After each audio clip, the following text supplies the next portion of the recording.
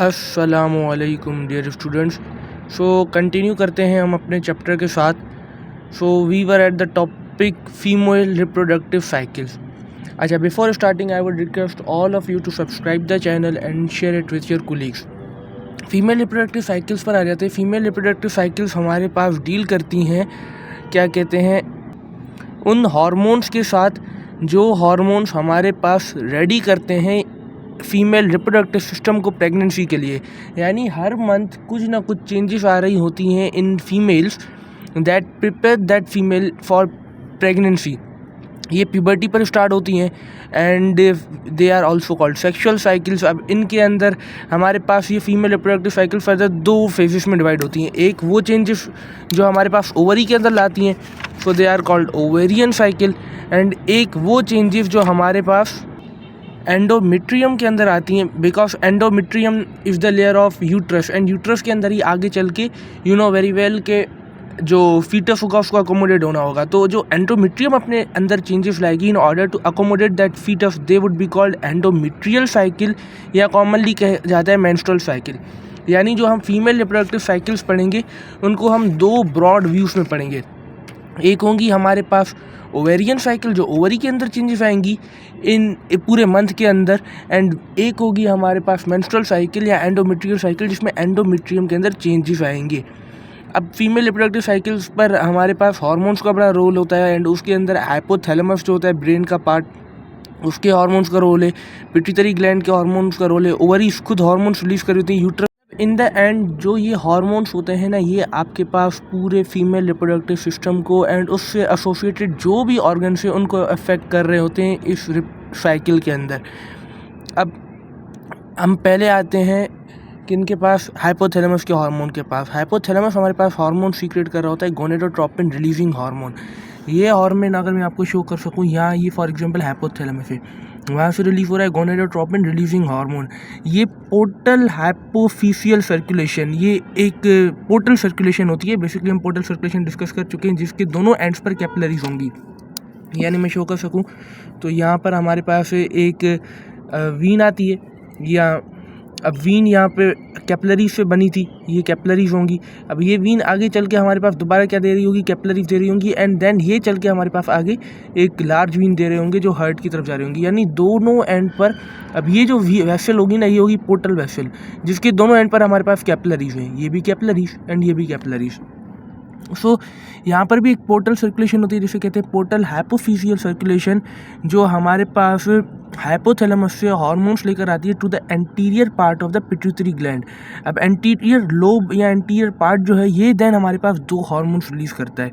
कौन कौन से? एक होता है FSH follicle stimulating hormone and एक होता है हमारे पास LH luteinizing hormone. These two hormones are called gonadotropins. अच्छा, अब FSH क्या करेगा, हमारे पास फॉलिकल्स थे ओवरी के अंदर एंड उन फॉलिकल्स को हर मंथ FSH आकर कुछ फॉलिकल्स उनमें से लाइक 10 to 15 फॉलिकल्स को जाकर ट्रिगर करता है एंड उनमें से ईस्ट्रोजन प्रोड्यूस करता है। यानी जो फॉलिकल्स जो थे ओवरी के, जो उनको फॉलिकुलर सेल सराउंड कर रहे थे, प्राइमरी फॉलिकल्स जो हमने पहले डिस्कस भी किए थे, एक दफ़ा दोबारा उनका स्ट्रक्चर देख लेते हैं। हमारे पास प्राइमरी oocyte, उसके सराउंडिंग में follicular cells, the structure is called primordial follicle. Cells cuboidal थे तो प्रिमोडियल, कॉलमनार बन गए तो प्राइमरी। अब ये प्राइमरी फॉलिकल्स भी अपने अंदर क्या रखते हैं, primary oocyte arrested in the meiosis 1। अब फॉलिकल स्टिमुलेटिंग हार्मोन आया प्यूबर्टी पर। अब ये क्या करेगा, इन प्राइमरी फॉलिकल्स पर, इन प्राइमरी फॉलिकल्स के फॉलिकुलर सेल्स को आकर स्टिमुलेट करेगा एंड उन्हें कहेगा कि आप ईस्ट्रोजन प्रोड्यूस करें। अच्छा, देन ईस्ट्रोजन के अपने फंक्शन से वो हम डिस्कस कर रहे हैं। दूसरा जो हार्मोन हमारे पास आ रहा था वो था LH ल्यूटिनाइजिंग हार्मोन। अब ये क्या करता है, ये ओव्यूलेशन कराता है। इस प्राइमरी oocyte, उस प्राइमरी फॉलिकल का सेकेंडरी फॉलिकल में बनना एंड उस सेकेंडरी फॉलिकल से जाके oocyte रिलीज होना, जो हमारे पास मियोसिस 2 के फेज में अरेस्टेड होता है secondary oocyte, that is because of what, LH, right. So LH की वजह से हमारे पास यहाँ से सेकेंडरी oocyte निकल आएगा एंड जब इससे सेकेंडरी oocyte निकल आएगा तो ये सेकेंडरी फॉलिकल जो अब सिर्फ खाली फॉलिकुलर सेल्स का एक कलेक्शन रहा, इसका नाम चेंज हो जाता है, then it is called corpus luteum. Okay, अब हम आते हैं ओवरियन साइकिल पर, तो हम वो डिस्कस करेंगे चेंजेस जो ओवरीज के अंदर होती हैं during what female reproductive cycle. अब इसमें हमारे पास एक तो फॉलिकल्स की डेवलपमेंट होगी, फॉलिकल्स की, because obviously follicles are found in the ovary. Then ovulation होगी, हमारे पास oocyte निकलेगा, जो मैच्योर फॉलिकल हमारे पास सेकेंडरी फॉलिकल बन जाता है उसमें से। एंड देन हमारे पास बन जाएगा वो जो रिमेनिंग फॉलिकुलर सेल्स का मास होगा, यानी जो oocyte निकल गया, जो बाकी बचा वो हमारे पास क्या कहलाएगा, कॉर्पस ल्यूटियम। अब FSH इसको प्रमोट करेगा कैसे कि वो हर मंथ हमारे पास कुछ प्रिमोडियल फॉलिकल्स होंगे, उनको प्राइमरी फॉलिकल में कन्वर्ट कर देगा। एंड मतलब वो 5 to 12 प्रिमोडियल फॉलिकल्स को आकर ट्रिगर करता है कि तुम एक्टिव हो जाओ, एंड वो 5 to 12 ही प्राइमरी फॉलिकल्स में कन्वर्ट हो जाती हैं, लेकिन उनमें से सिर्फ एक प्राइमरी फॉलिकल होती है जो मैच्योर फॉलिकल बनती है, जिससे हमारा पास oocyte निकल रहा होता है जो ओव्यूलेशन कर रही होती है, राइट। अच्छा, बाकी जो फॉलिकल्स कन्वर्ट हुए उनका काम है ईस्ट्रोजन प्रोड्यूस करते रहना।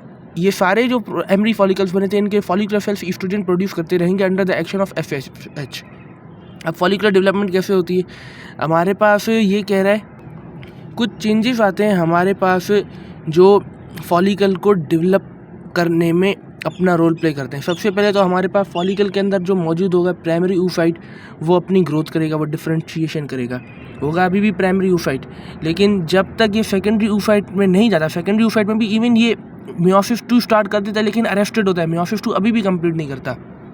सो इसकी यानी इसके अंदर चेंजेस तो आ रहे हैं during all this phase. So this is the part of follicular development. उसके बाद फॉलिकुलर सेल्स हमारे पास नंबर में इंक्रीज हो जाते हैं। सेकेंडरी फॉलिकल पर जब हम आते हैं तो ये एक लेयर के बजाय बहुत सारी लेयर बन जाती हैं फॉलिकुलर सेल्स की। जोना पेलिफिडा हमने डिस्कस कर ली, बन जाती है। एंड देन थीका फॉलिकुला बन जाते हैं। अब थीका फॉलिकुला क्या होते हैं, अब हमारे पास देखें पहले बने थे क्या, हमारे पास बनी थी जो फॉलिकुलर लेयर की फॉलिकुलर सेल्स की लेयर बनी थी। अब ये जो लेयर थी हमारे पास, इसके अंदर कनेक्टिव टिश्यू था ओवरी का, वो आया था, एंड उस कनेक्टिव टिश्यू के सेल्स को हमने कहा था फॉलिकुलर सेल्स। अब क्या होगा, सबसे पहले हम दोबारा देख लेते हैं। हमारे पास अंदर oocyte है, उसके बाहर मौजूद है जोना पेलिफिडा, उसके बाहर कोरोना रेडिएटा। कोरोना रेडिएटा क्या होता है, यही फॉलिकुलर सेल्स होते हैं। जब ये oocyte ओव्यूलेशन कर जाता है ना, इस फॉलिकल से निकल आता है, तो कुछ सेल्स जो फॉलिकुलर सेल्स ही अपने साथ लेकर चला जाता है, and these cells are called corona radiata.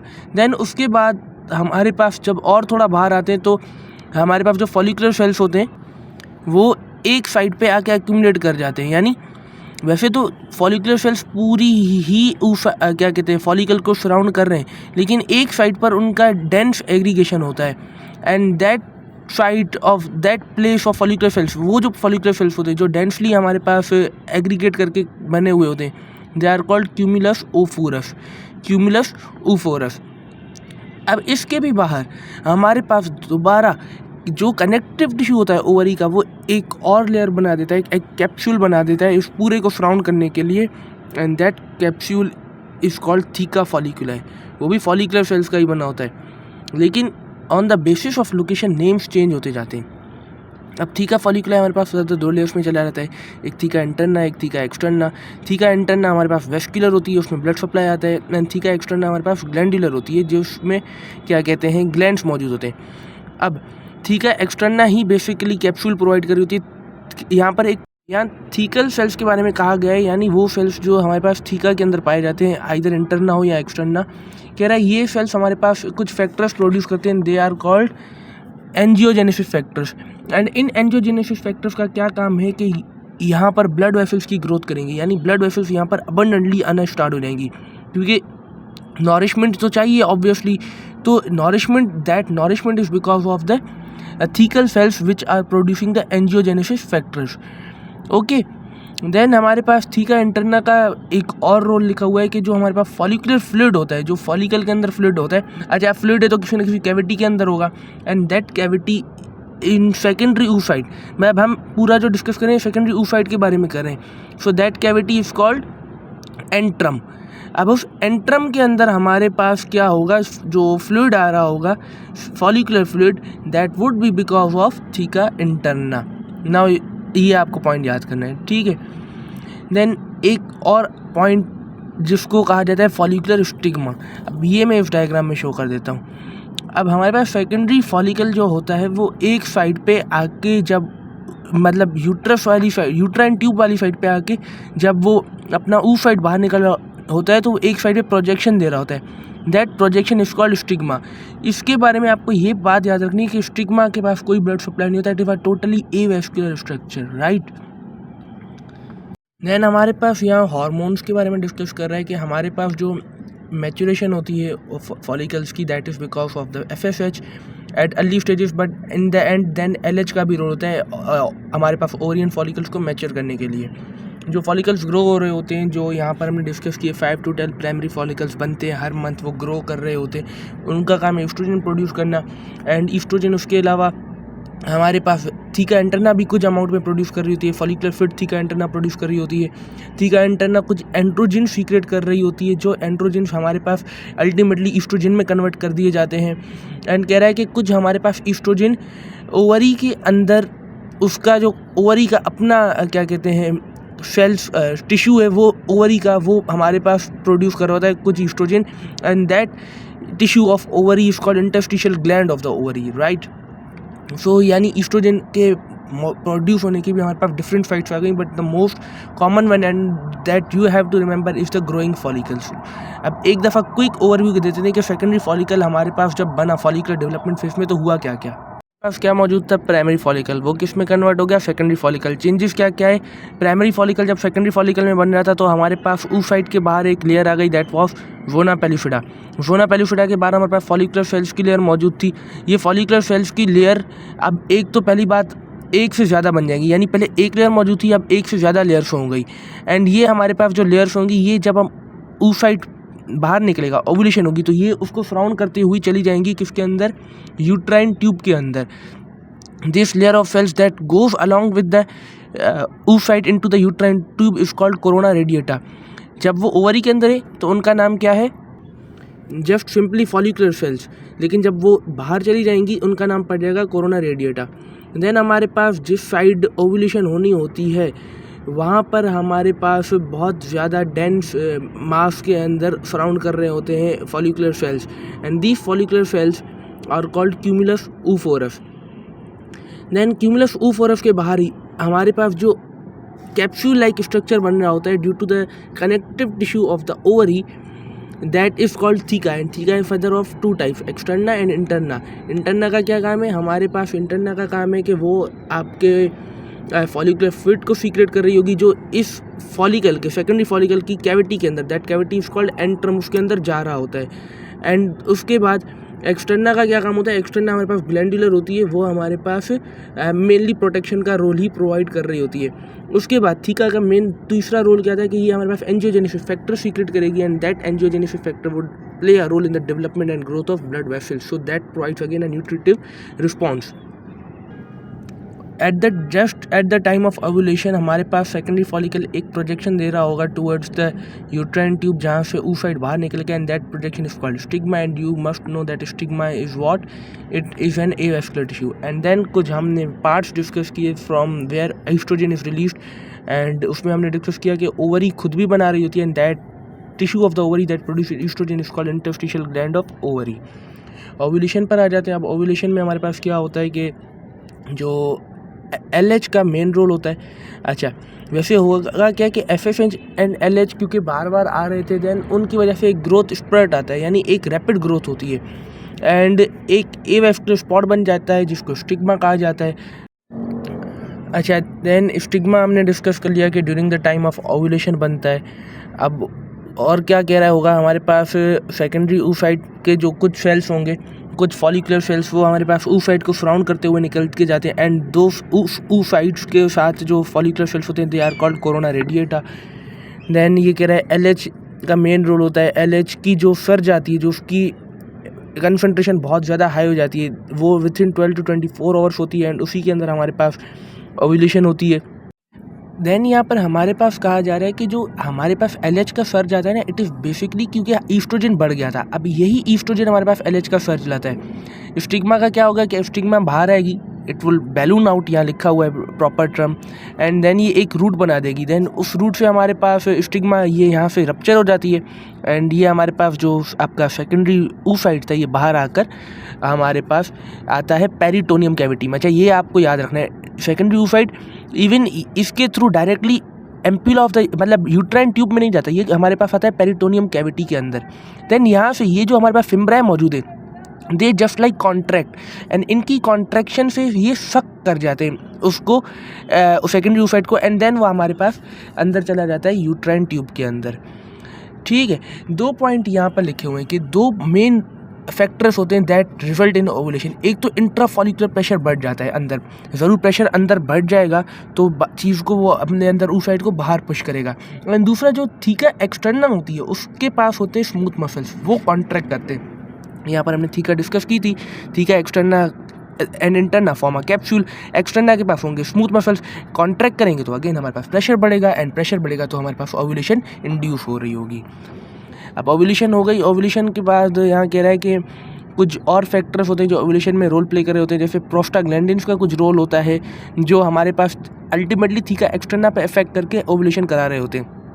उसके बाद हमारे पास कह रहा है at microscopic level protein kinases 3, mitogen protein activated protein kinases 3 and 1, ये हमारे पास सिग्नल्स होते हैं जो आगे मतलब पूरा पाथवे होता है इनका, एंड ओवुलेशन को कंट्रोल कर रहे होते हैं। प्लाज्मिन्स होते हैं या कुछ मेटलोप्रोटीन्स होते हैं जिनके अंदर मेटल आयन होता है मेटल्स के अंदर, ये हमारे पास फॉलिकल का रप्चर होना एंड ओवुलेशन इंड्यूस होना उसमें रोल प्ले कर रहे होते हैं। अच्छा, देन हमारे पास जब सेकेंडरी oocyte आ गया, यू नो वेरी वेल इसके अराउंड क्या होगी हमारे पास जोना पेलिफिडा, एंड उसके अराउंड क्या होगा कोरोना रेडिएटा। देन यहाँ पर ये कह रहा है कि जो हमारे पास कोरोना रेडिएटा के सेल्स थे ना, ये डिराइव होते हैं फ्रॉम द क्यूमुलस ओफोरस, यानी वो पार्ट जो हमारे पास करीब था किसके, यूट्राइन ट्यूब के, इसके सेल्स हमारे पास आकर लग जाते हैं। सो इसको कहा जाता है कलेक्टिवली oocyte क्यूमुलस कॉम्प्लेक्स। अच्छा, देन हमारे पास LH सर्च की वजह से जो हमारे पास फर्स्ट मियोटिक डिवीजन है वो क्या कहते हैं रिज्यूम हो जाती है, यानी प्राइमरी oocyte अब सेकेंडरी oocyte में तकरीबन जाके कन्वर्ट हो ही जाता है। देन यहाँ पर कह रहा है कि जोना पेलिफिडा के हमारे पास फर्दर 3 ग्लाइकोप्रोटीन्स की लेयर्स होती हैं, ZPA, ZPB एंड ZPC। अच्छा, इनके आगे क्या रोल है ये पता लग जाएगा। एंड इनके अंदर हमारे पास मल्टीपल पोर्स होते हैं जहाँ पर स्पर्म आके बाइंड करता है, स्पर्म की oocyte से इंट्रैक्शन होती है, एंड देन ये पूरा एक कॉम्प्लेक्स फिनोमेना है फर्टिलाइजेशन का। ये फर्टिलाइजेशन के टॉपिक में हम अभी डिस्कस करेंगे। अच्छा, मिटल स्किमर्स एंड ओवुलेशन, जब ओवुलेशन होती है ना तो हमारे पास फीमेल एब्डोमेन के अंदर पेन फील कर रही होती है, that pain is called mittelschmerz. वैसे तो कह रहा है कि नॉर्मली ओवुलेशन हो तो स्लाइट ब्लीडिंग भी होती है पेरिटोनियल कैविटी के अंदर, एंड उसी की वजह से हमारे पास ये मिटल स्किमर्स बन रहा होता है। बट इस पेन के और भी कॉजेज हो सकते हैं, जैसे ये पेन हमारे पास oocyte जो होता है वो ओवुलेशन से पहले आपको पता है थोड़ा इनलार्ज कर जाता है, क्योंकि प्राइमरी कन्वर्ट होने वाला होता है सेकेंडरी में, तो उसकी इनलार्जमेंट जो होती है वो हमारे पास एब्डोमेन के अंदर प्रेशर क्रिएट करती है, so that also can give rise to pain. अच्छा, एंड यहाँ पर कह रहा है कि हमारे पास ओवुलेशन हो गई या नहीं हुई इसका पता कैसे लगे, यूँ हमारे पास कुछ इंडिकेटर्स होते हैं, उनमें से mittelschmerz is used as a secondary indicator of ovulation, but उससे बेहतर प्राइमरी इंडिकेटर्स होते हैं। जैसे अगर ओवुलेशन होगी तो बेसल बॉडी टेम्परेचर बढ़ जाएगा, यानी फीमेल की बॉडी का टेम्परेचर बढ़ जाता है। अच्छा, एक और then clinical point of view से बात की गई है एन ओवुलेशन की। अब कुछ वुमेन के अंदर ओवुलेशन नहीं होती, इसके रीजंस डिफरेंट हो सकते हैं, लाइक किन किन के पास गोनेडोट्रोपिन्स जो होते हैं वो इनफ क्वांटिटी में रिलीज़ नहीं होते, FSH एंड LH की इतनी कंसंट्रेशन ही नहीं होती, तो स्पेशली LH की तो ओवुलेशन नहीं हो पाती। तो इन वुमेन के अंदर हम क्या कहते हैं कि गोनेडोट्रोपिन्स उनको या तो आर्टिफिशियली दे रहे होते हैं या उनको कुछ ऐसे एजेंट्स दे रहे होते हैं, they are called ovulatory agents, जो हमारे पास ओवुलेशन कराते हैं। उनके अंदर एक एग्जाम्पल दी गई है क्लोमिफेन सिट्रेट की। तो वो क्या करेंगे, वो जाके हमारे पास ये जो एजेंट होगा, ड्रग होगा, ये हमारे पास पिट्यूटरी जो गोनेडोट्रोपिन्स होंगे FSH एंड LH उनकी रिलीज़ कराएगा, एंड देन हमारे पास ओवुलेशन अल्टीमेटली इंड्यूस हो जाएगी। अच्छा, किन किन में ऐसा भी प्रॉब्लम हो सकता है कि हमारे पास इसकी वजह से मल्टीपल ओवुलेशंस हो जाए, यानी एक से ज़्यादा हमारे पास oocyte ओवुलेट कर जाए। अब इसकी वजह से मल्टीपल प्रेगनेंसी आ सकती है, यानी एक ही फीमेल के अंदर 2 या 2 से ज़्यादा फीटस बर्थ लेने वाले होंगे, so this can also result. Then हमारे पास टॉपिक है कॉर्पस ल्यूटियम। अब हमारे पास क्या हुआ, ओवुलेशन हो गई। अब ओवुलेशन हो गई तो हमारे पास जो रिमेनिंग मास बचा उन फॉलिकुलर सेल्स का, that is now called corpus luteum. And corpus luteum हमारे पास दो टाइप के हो सकते हैं, एक हो सकता है corpus luteum of pregnancy and एक हो सकता है कॉर्पस ल्यूटियम ऑफ मेंस्ट्रुएशन। अब क्या होगा, अगर हमारे पास प्रेगनेंसी हो जाती है, जो oocyte गया वो under the action of sperm fertilize हो गया एंड ज़ाइगोट बना, तो हमारे पास ये कॉर्पस ल्यूटियम जो होगा इसका नाम पड़ जाएगा कॉर्पस ल्यूटियम ऑफ प्रेगनेंसी। क्योंकि वैसे नॉर्मली अगर जैसे मोस्ट ऑफ द केसेस में होता है कि हमारे पास फर्टिलाइज नहीं हो पाता, तो फर्टिलाइजेशन नहीं हो पाती, तो हमारे पास कॉर्पस ल्यूटियम डीजेनरेट कर जाता है and that corpus luteum is called corpus luteum of menstruation. ये तकरीबन 14 डेज के अंदर खत्म हो जाएगा and in the and stages यही कॉर्पस ल्यूटियम ऑफ मेंस्ट्रुएशन जब ये खत्म होने वाला होगा, इट इज़ कॉल्ड कॉर्पस अल्बिगन्स। लेकिन अगर हमारे पास प्रेगनेंसी हो गई तो कॉर्पस ल्यूटियम ऑफ प्रेगनेंसी जो है वो हमारे पास रहेगा एंड वो फंक्शनली बड़ा एक्टिव होता है through out the first 20 weeks of pregnancy and वो हमारे पास प्रोस्टाग्लैंडिन सीक्रेट करता रहता है। अच्छा, यहाँ पर कह रहा है कि हमारे पास कॉर्पस ल्यूटियम को कैसे पता चलेगा कि मुझे डीजेनरेट नहीं होना, प्रेगनेंसी हो गई तो कॉर्पस ल्यूटियम को कैसे पता लगेगा? वो ऐसे पता लगेगा कि हमारे पास जो फीटस बना, मतलब जो हमारे पास अभी ज़ाइगोट बना, वो आगे चल के हमारे पास एक हार्मोन दे रहा होता है that is called HCG, human chorionic gonadotropin. And वो चाहकर, अच्छा वो बनता कहाँ से? सिंशियोट्रोफोब्लास्ट ऑफ द ब्लास्टोसिस्ट। ये हम डिस्कस करेंगे ये दोनों क्या चीज़ है। तो ये जाकर हमारे पास एक्ट करेगा कॉर्पस ल्यूटियम पर एंड कॉर्पस ल्यूटियम देन हमारे पास फंक्शनली मेंटेन रखेगा प्रेगनेंसी को। यानी ये हमारे पास फॉर एग्जांपल मैं ड्रॉ कर रहा हूँ, ये हमारे पास सेकेंडरी oocyte था एंड इसके अराउंड अब ये हमारे पास क्या बच गए थे? Follicular just cells. ये बाहर चला गया। अब ये चल के अगर फर्टिलाइज हो गया बाय द स्पर्म, या एक स्पर्म फॉर एग्जांपल आ गया एंड इसने इसको फर्टाइल कर दिया, तो अब ये जो कॉर्पस ल्यूटियम है ये कॉर्पस ल्यूटियम ऑफ प्रेगनेंसी बन जाएगा। लेकिन अगर स्पर्म नहीं आया, जो नॉर्मल डेज में होता है, तो ये कॉर्पस ल्यूटियम ऑफ मेंस्ट्रुएशन बन जाएगा, क्योंकि ये डीजेनरेट कर जाएगा एंड विद इन हमारे पास 14 डेज इसका एक क्या कहते हैं सॉइल स्कार बन जाएगा and that scar is called corpus albicans. यानी is degenerated form is called corpus albicans. Then ये पूरा यहाँ लिखा हुआ है, पहली जो मेंस्ट्रुअल साइकिल होती है उसे मिनार्च कहा जाता है एंड जो लास्ट मेंस्ट्रुअल साइकिल होती है उसे मीनोपास कहा जाता है। मीनोपास तकरीबन 48 या 55 ईयर्स की एज तक आ जाती है। देन तकरीबन 48 से 55 ईयर्स तक ये साइकिल्स रिप्रोडक्टिव चल रही होती है, देन वो स्टॉप कर जाती हैं एंड जब ये साइकिल स्टॉप कर जाती हैं तो फीमेल की बॉडी के अंदर जो भी चेंजेस आती हैं, जो सोमेटिक चेंजेस हो गई, एंडोक्राइन या physiological changes, they are called climacteric. Menstrual cycle पाए जाते हैं, मेंस्ट्रुअल साइकिल हमने पहले ही डिस्कस किया था, उन चेंजेस को कहा जाता है जो एंडोमेट्रियम के अंदर होती हैं। सो मेंस्ट्रुअल साइकिल का दूसरा नाम एंडोमेट्रियल साइकिल एंड लेमैन की टर्मिनोलॉजी में, आम लोगों की ज़बान में इसी को पीरियड्स भी कहा जाता है। बिकॉज इन द एंड यहाँ पर मेंसेस हो रहे होंगे, मतलब यूट्रस से ब्लड आ रहा होगा, बिकॉज एंडोमेट्रियम जो अपने आप को असल में होगा कि इस पूरे साइकिल में एंडोमेट्रियम शुरू में अपने आप को प्रिपेयर कर रही होगी कि यहाँ फीटस आने वाला है, वो एग आने वाला है एंड वो फर्टिलाइज होकर फीटस बनेगा, तो मुझे उसे अकोमोडेट करना है। बट ऐसा बहुत सारे केसेस में तो होता ही नहीं है, तो यही हमारे पास एंडोमेट्रियम अब शेड ऑफ कर जाएगी एंड वो हमारे पास क्या बन जाएगी? मेंसेस के फॉर्म में ब्लड के साथ बाहर चली जाती है। अब कह रहा है endometrium is a mirror of the ovarian cycle. अब ये क्योंकि वही हार्मोन्स जो ओवरियन साइकिल पे फ्लक्चुएशंस ला रहे थे, उनको उस पर उसके डिफरेंट चेंजेस ला रहे थे, यही हार्मोन्स एंडोमेट्रियम पे भी काम कर रहे होते हैं। तो इन्हीं हार्मोन्स की कंसंट्रेशन यहाँ पर भी काम कर रही होगी एंड इन्हीं हार्मोन्स की कंसंट्रेशन हमारे पास ओवरियन साइकिल में भी काम कर रही थी। एनओवुलेटरी मेंस्ट्रुअल साइकिल आपको हमने एनओवुलेशन पहले बता दी। अब एनओवुलेटरी मेंस्ट्रुअल साइकिल में क्या होगा कि हमारे पास ओवुलेशन नहीं हो रही होगी।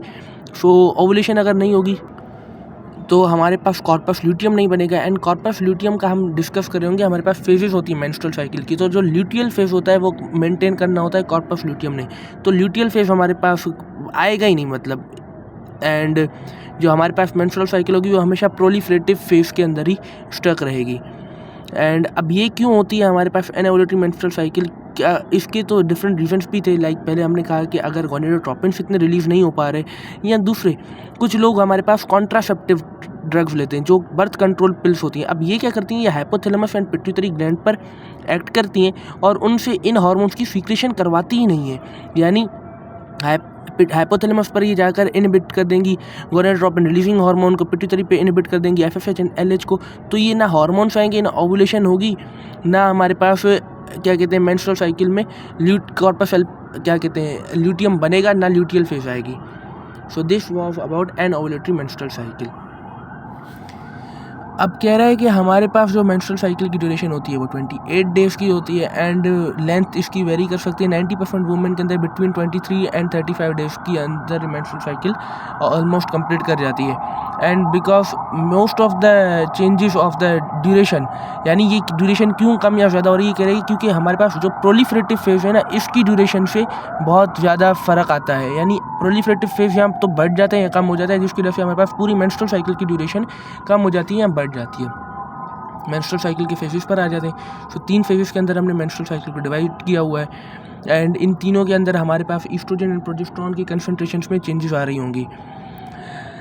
Menstrual phase is the first phase. Menstrual phase में क्या होगा, जो हमारे पास फंक्शनल लेयर होगी, जो यूट्राइन की आपको पता है एंडोमेट्रियम की 3 लेयर्स होती हैं, उनमें 2 को basal layer, compact layer and spongy layer. Compact and spongy को हम क्या कह रहे थे, फंक्शनल लेयर क्या हो जाएंगी, शेड ऑफ हो जाएंगी, क्योंकि हमारे पास फर्टिलाइजेशन नहीं हुई एंड वो ब्लड के साथ बाहर चली जाती है। This is called menstrual flow या मेंसेस, जो हर मंथली फीमेल को आ रहे होते हैं। देन हमारे पास कह रहा है कि अगर जो है ब्लड जो है वो वजाइना से डिस्चार्ज करता है along with some parts of endometrial connect tissue and menstruation के बाद हमारे पास जो एंडोमेट्रियम रहेगी वो ऑब्वियसली बहुत थिन हो जाएगी।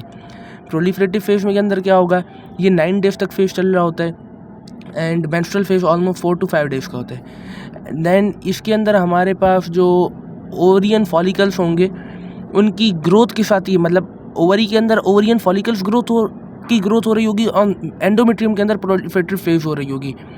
यहाँ पर एंडोमेट्रियम की कंटेंट के अंदर इजाफा हो रहा होता है, उसकी थिकनेस के अंदर इजाफा हो रहा है, 2 to 3 टाइम्स एंडोमेट्रियम ज़्यादा थिक हो जाती है एंड जो एपिथेलियम होती है वो बहुत ज़्यादा यानी जल्दी बनना स्टार्ट हो जाती है एंड एंडोमेट्रियम को कवर करना स्टार्ट कर जाती है।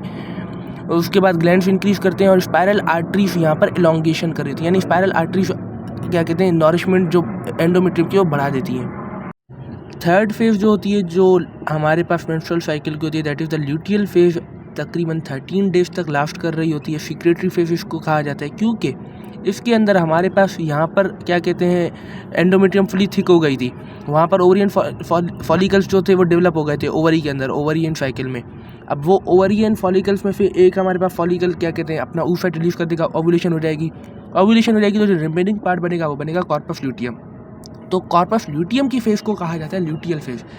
13 डेज की ड्यूरेशन होगी अगर हमारे पास प्रेगनेंसी नहीं हो रही, और यही हमारे पास जो क्या कहते हैं ल्यूटियल फेज, ये हमारे पास 20 वीक्स तक चली जाती है, जैसे हमने पहले डिस्कस कर लिया, अगर हमारे पास प्रेगनेंसी हो गई। अब इसके अंदर क्या होगा, प्रोजेस्टेरोन सीक्रेट होगा बाय कॉर्पस ल्यूटियम एंड वो हमारे पास जो एपिथेलियम होगी उसको स्टिमुलेट करेगा कि वो एपिथेलियम अब कुछ मटेरियल सीक्रेट करेगा। They are basically glycogen rich material, यानी एंडोमेट्रियम को फुली तरीके से वो थिकन कर रहा होगा, दोबारा ल्यूटियल फेज में भी फुली तरीके से फंक्शनल कर रहा होगा, उसे न्यूट्रिएंट्स दे रहा होगा, उसको ग्लैंड्स को फंक्शनल बना रहा होगा, ताकि यही एंडोमेट्रियम आपके पास क्या करे, अकोमोडेट कर सके ज़ाइगोट को, जो अगर आ सका। स्पायरल आर्टरीज सुपरफिशियल आना स्टार्ट कर जाती हैं एंड उसके अलावा हमारे पास वीनस नेटवर्क्स जो हैं वो बन जाते हैं। लेक्यूनाई हमारे पास बनते हैं। लेक्यूनाई क्या होते हैं हमारे पास, अब मैं यहाँ अगर शो कर सकूँ तो अब जस्ट सपोज ये एंडोमेट्रियम है, अब इसके अंदर हमारे पास ये स्पेसेस आ जाएंगी, कैविटीज आ जाएंगी जो ब्लड से भर रही हुई होंगी, वीनस ब्लड से, and they would be called lacunae. So ये सब चीज़ें एंड एट्रियोवेनस हमारे पास शंट्स बन रहे होते हैं। अब आर्टेरियल ब्लड वीनस ब्लड के साथ यहाँ पर क्या कर रहा होगा, एनास्टोमोस कर रहा होगा।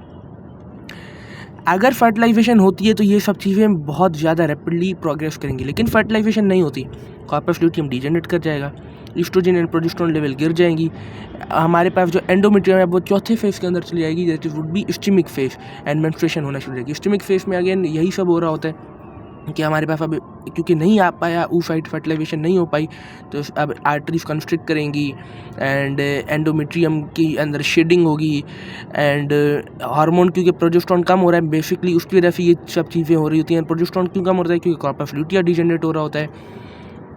उसके बाद हमारे पास क्या होगा कि फ्लूइड की क्या कहते हैं कमी हो जाएगी एंड श्रिंकिंग होना स्टार्ट हो जाएगी।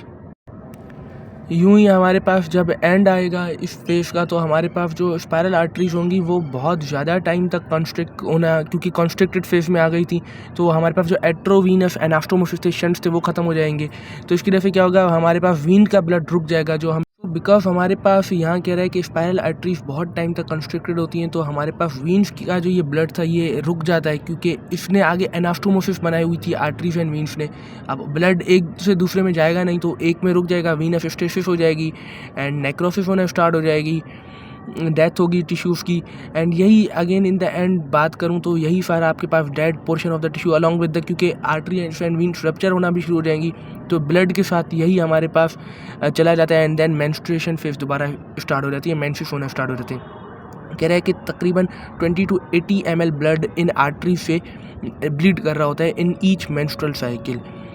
एंड हमारे पास 3 से यहाँ 5 दिन के अंदर पूरी compact layer and spongy layer of the endometrium जो होती है वो चली जाती है मेंसेस के अंदर। बाकी आपको पता है देन प्रोलिफेरेटिव फेज के अंदर ये दोबारा बन रही होगी एंड हर महीने ये दोबारा क्या कह रहे हैं ये डीजेनरेट हो रही होंगी। ये सारी चेंजेस तब हो गई जब हमारे पास फर्टिलाइजेशन नहीं हो रही, लेकिन अगर फर्टिलाइजेशन हो गई है तो ज़ायगोट बनेगा और उसके अंदर आगे स्टेजेस होंगे, उसकी क्लीवेज होगी, ब्लास्टोसिस्ट बन रहा होगा and all the stages that we will be discussing in the next chapter, so don't worry at all. Pregnancy कह रहा है प्रेगनेंसी हो गई तो मेंस्ट्रुअल साइकिल रुक जाती है। मेंस्ट्रुअल साइकिल हमारे पास जो प्रेगनेंसी के जब तक प्रेगनेंसी होगी मेंस्ट्रुअल साइकिल नहीं चल रही होगी, इवन चलकर हमारे पास ये मेंस्ट्रुअल साइकिल कंटिन्यू हो रही होती है आफ्टर 6 to 10 वीक्स। अगर प्रेगनेंसी के बाद बर्थ हो गई एंड बर्थ के 6 to 10 वीक्स के बाद जाके दोबारा मेंस्ट्रुअल साइकिल हमारे पास स्टार्ट हो रही होंगी।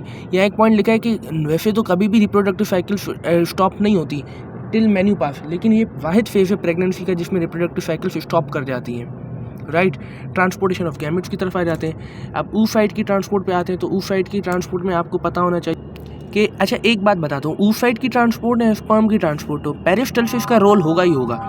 अब oocyte ट्रांसपोर्ट में क्या होगा, हमारे पास जब ओव्यूलेशन हुई तो ओवरियन फॉलिकल में से हमारे पास सेकेंडरी oocyte निकला था, उसके साथ कुछ फॉलिकुलर फ्लूइड निकला था। अब हमारे पास जो यूट्राइन ट्यूब होती है इसके ये वाले जो फील प्रोजेक्टेड आउटवर्ड जो पोर्शन होता है दैट इज़ कॉल्ड फिम्ब्रा, ये हमारे पास इस ओवरी के जो oocyte जो निकला था उसको सक कर लेता है, उसको अपनी तरफ खींच लेता है। अब ये इसने कर लिया। अब ये कैसे होता है कि फिम्ब्रा आपके पास जस्ट लाइक क्यों कह लो फीलियरी मूवमेंट कर रहा होगा एंड इसकी वजह से हमारे पास जो फ्लूइड होगा वो मूव कर रहा होगा एंड उस फ्लूइड के अंदर ही मौजूद हमारे पास oocyte भी मूव कर रहा होगा। देन हमारे पास इनफंडिबुलम पार्ट होता है यूट्राइन ट्यूब का, उसके अंदर आ जाता है oocyte। देन हमारे पास कह रहा है कि पेरिस्टल्सिस के थ्रू वो oocyte from infundibulum to ampulla जाएगा। They all are the parts of the uterine tube जो हम डिस्कस कर चुके हैं। देन एम्पुला के अंदर नॉर्मली फर्टिलाइजेशन हो जाती है। स्पर्म की ट्रांसपोर्ट पर आ जाते हैं। सो यहाँ स्पर्म की ट्रांसपोर्ट में आपको 2 फेजेस का पता होना चाहिए, एक होती है इमिशन, एक होती है इजैकुलेशन। अब emission is basically a sympathetic response, sympathetic nervous system control कर रहा होगा एंड इसके अंदर क्या होगा कि हमारे पास डक्टस डेफरेंस से स्पर्म, ये वाली डक्टस डेफरेंस है यहाँ पर शो हो रही है। यहाँ से जो स्पर्म है वो थ्रू पेरिस्टल्सिस जाएंगे इजैकुलेटरी डक्ट के अंदर, यहाँ गए इजैकुलेटरी डक्ट के अंदर एंड उस एजुकेटरी ड्रग के अंदर यूरिथ्रा, ये पूरा हमारे पास आगे चल के यूरिथ्रा बन जाता है। ये वाला यहाँ पर ये शो भी कर रहा होगा, ये वाला यूरिथ्रा ये चल रहा है। तो ये वाला जो यूरिथ्रा है इसका प्रोस्टेटिक पार्ट जो प्रोस्टेट ग्लैंड के करीब है वहाँ पर आकर स्पर्म्स पहुँच जाते हैं, यानी they come from ductus deferens to the ejaculatory duct and then to the prostatic part of the urethra. इस प्रोसेस को कहते हैं emission.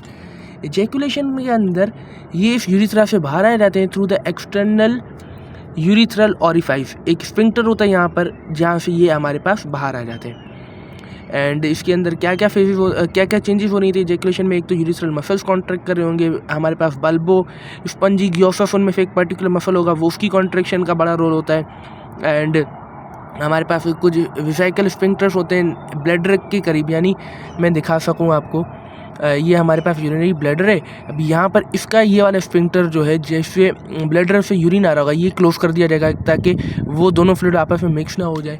So these are the changes that takes place when there is sperm transport. Sperm पहले epididymis में आते हैं, epididymis से वो डक्ट ऑफ डिफरेंस में जा रहे होते हैं, through the again peristaltic movement चल रही होती है। हमारे पास कह रहा है कुछ एक्सेसरी सेक्स ग्लैंड्स होते हैं जिनमें सेमाइनल ग्लैंड आ गया, prostate and bulbo urethral gland, वो अपनी सीक्रेशंस को डाल रहे होते हैं किसके अंदर, सेमेन के अंदर। Semen is the basically is the secretion that contains sperm along with the secretion of these 3 glands. अच्छा, सेमिनल ग्लैंड को वेसिकल्स भी कहा जाता है। कह रहा है कि तकरीबन हमारे पास जो यूट्रस होता है उसकी एक्सटर्नल ओपनिंग पर 200 to 600 मिलियन स्पर्म्स आ जाते हैं। यानी मैं अगेन आपको ओल्ड डायग्राम में शो कर सकूं, सो ये हमारे पास एक्सटर्नल ओपनिंग है यूट्रस की, वजाइना से जैसे ही स्पर्म आए तो इस ओपनिंग पर तकरीबन 200 to 600 मिलियन स्पर्म्स पहुंच जाते हैं ड्यूरिंग द इंटरकोर्स। देन वो सर्वाइकल कैनाल से मूव कर रहे होते हैं स्पर्म्स, एंड कह रहा है कि ये सर्वाइकल कैनाल से मूव करने वाला जो पार्ट है ये इनकी जो फैसिलिटेशन होती है बाय द एंजाइम वेसिकुलेस, क्योंकि जब स्पर्म हमारे पास रिलीज होते हैं ना सेमेन में, तो सेमेन की विस्कोसिटी बहुत हाई होती है, उसको डिक्रीज करने वाला एंजाइम होता है वेसिकुलेस जो ईजिली मूवमेंट करा रहा होता है स्पर्म की। ठीक है। अच्छा, जब ओव्यूलेशन होती है तो ओव्यूलेशन के टाइम कह रहा है कि जो सर्वाइकल म्यूकस है जो सर्वाइकल कैनाल के अंदर होता है, cervical canal is again the part of the cervix, या देख लें आप यहाँ सर्वाइकल कैनाल होगा तो यहाँ पर नॉर्मली म्यूकस की सिक्रेशन होती है। लेकिन जब हमारे पास ओव्यूलेशन हो गई तो अब क्योंकि स्पर्म ने भी आना होगा उसी टाइम, अगर इंटरकोर्स उसी टाइम हो रहा है, तो सर्वाइकल कैनाल क्या करता है, ओव्यूलेशन को देखकर अपनी जो सीक्रेशन है, थिक सीक्रेशन, म्यूकस सीक्रेशन, उसको थिन कर देता है ताकि स्पर्म की एंट्री फैसिलिटेट हो सके। ओके, देन उसके बाद हमारे पास क्या हो रहा है कि हमारे पास जो स्पर्म है उनकी यूँ हमारे पास ट्रांसपोर्ट फेवर की जाती है। अच्छा, मस्कुलर कॉन्ट्रैक्शंस का बड़ा इंपॉर्टेंट रोल होता है स्पर्म की ट्रांसपोर्टेशन में। देन प्रोस्टाग्लैंडिन्स जो होते हैं सेमेन के अंदर, उनका रोल है कि वो यूट्रस के अंदर मोटिलिटी इंक्रीज कर देते हैं स्पर्म्स की। फ्रक्टोस सेमिनल ग्लैंड जो सीक्रेट करते हैं, सेमिनल ग्लैंड या जिनको वेसिकल्स कहते हैं, ये ग्लैंड हमारे पास फ्रक्टोस सीक्रेट करते हैं जो स्पर्म को एनर्जी प्रोवाइड कर रही होती है। एजैकुलेट, जो एजैकुलेशन के बाद फ्लूइड निकला जिसमें स्पर्म्स थे, जिसमें दूसरे हमारे पास एक्सेसरी ग्लैंड्स की सीक्रेशन थी, जिस मतलब मैं बोलूँ सेमेन था। एजैकुलेट जो होता है वो नॉर्मली 3.5 ml होता है, लेकिन उसकी रेंज 2 to 6 ml वेरी कर रही होती है। Again they are the figures जो आप भले याद रखें तो भी गुड है। तो स्पर्म्स वैसे कह रहा है कि 2 to 3 mm per minute की वेलोसिटी से मूव कर रहे होते हैं, लेकिन ये pH के साथ बड़ी चेंज हो रही होती है वेलोसिटी। स्पर्म्स जब एपिडिडाइमिस में स्टोर होते हैं तो वो नॉन मोटाइल होते हैं, लेकिन जब वो एजैकुलेट में आ जाते हैं तो वो मोटाइल बन जाते हैं। एसिडिक इन्वायरमेंट जो होता है स्पर्म्स उसमें स्लो मूव कर रहे होते हैं जैसे वजाइना के अंदर, लेकिन अल्कलाइन इन्वायरमेंट में उनकी स्पीड बढ़ जाती है जैसे यूट्रस के अंदर। एग्जैक्ट टाइम नहीं पता है कि स्पर्म्स को कितना टाइम लगता है टू रीच द एम्प्यूला, क्योंकि फर्टिलाइजेशन एम्प्यूला में होती है। अगर मैं शो कर सकूँ अगेन डायग्राम के अंदर, सो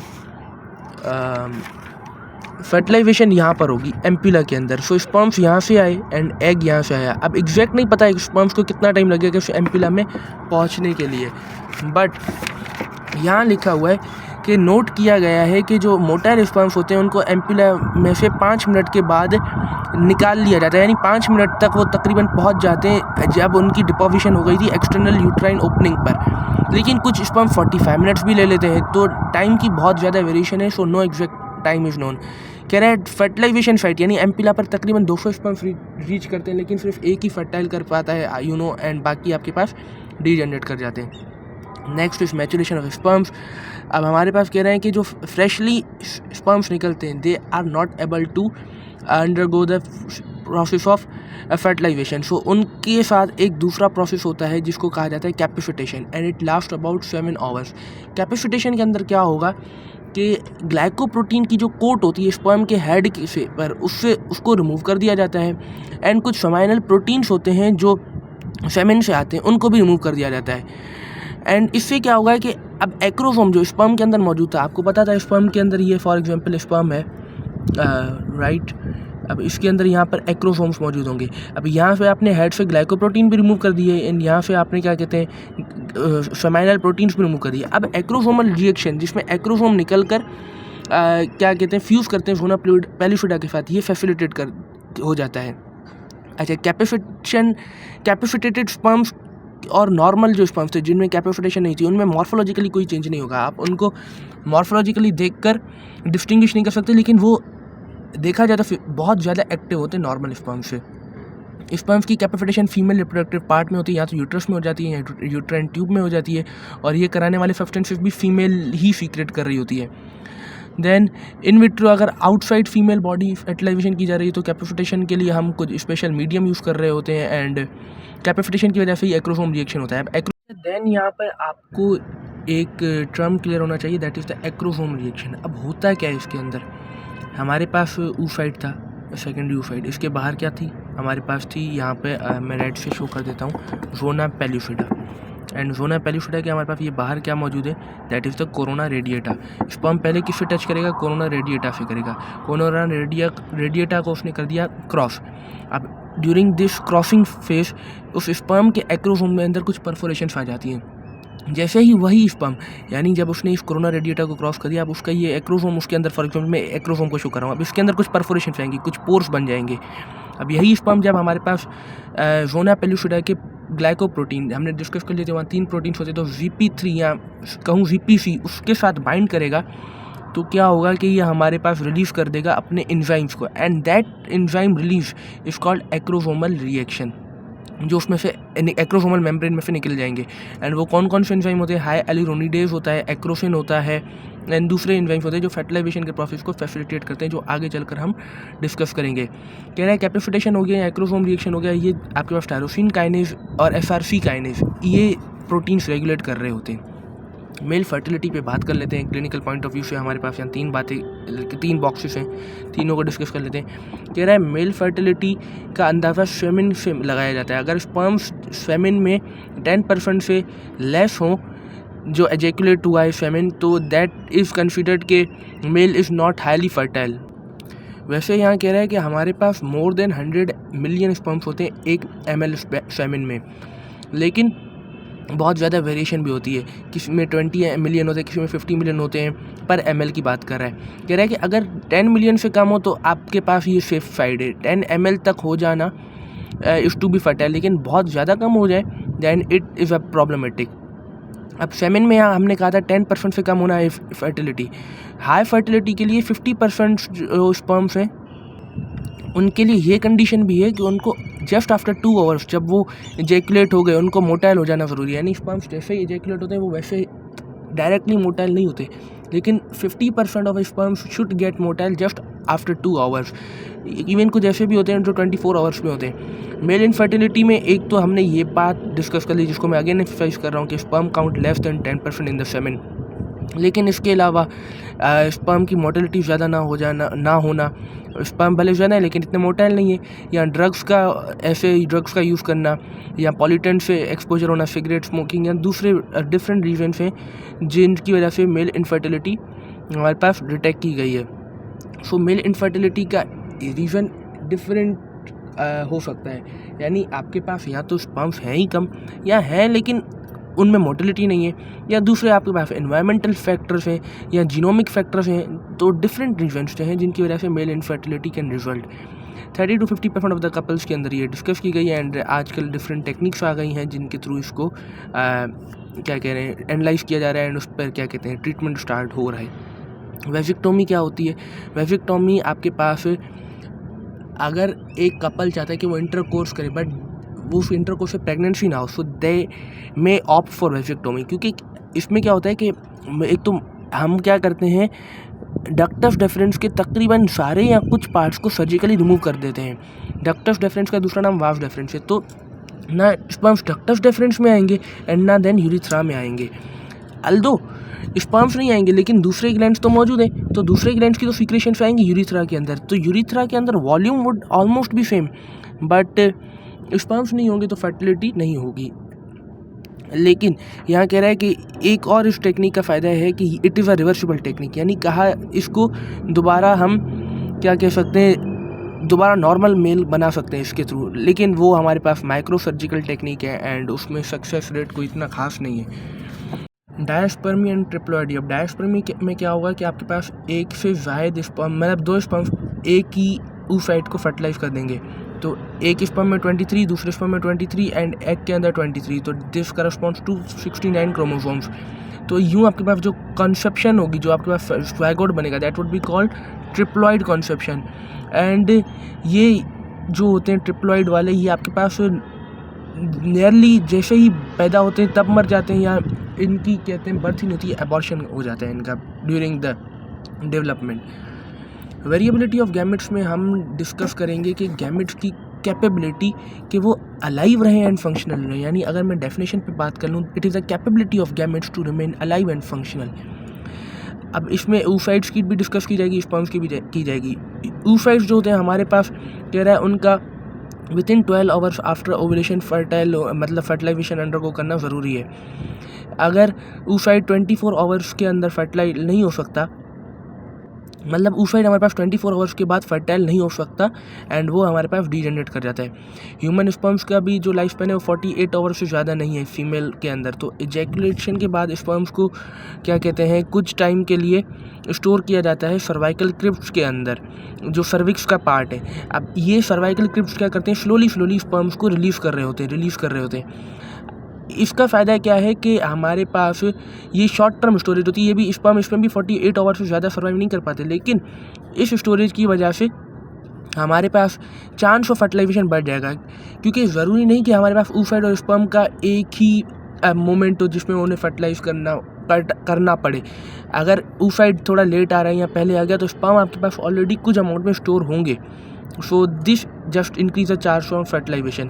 कह रहे हैं अगर इन विट्रो फर्टिलाइजेशन की जाए तो स्पर्म्स एंड oocytes को हम बहुत सारे सालों तक फ्रोजन कर सकते हैं, यानी इतने टाइम तक उनको outside body by providing special condition store किया जा सकता है। सो आई गेस इतना आज के लिए काफ़ी है। देन इंशाल्लाह नेक्स्ट वीडियो में इस चैप्टर को भी एंड कर देंगे, आगे से स्टार्ट करेंगे। अल्लाह हाफिज़।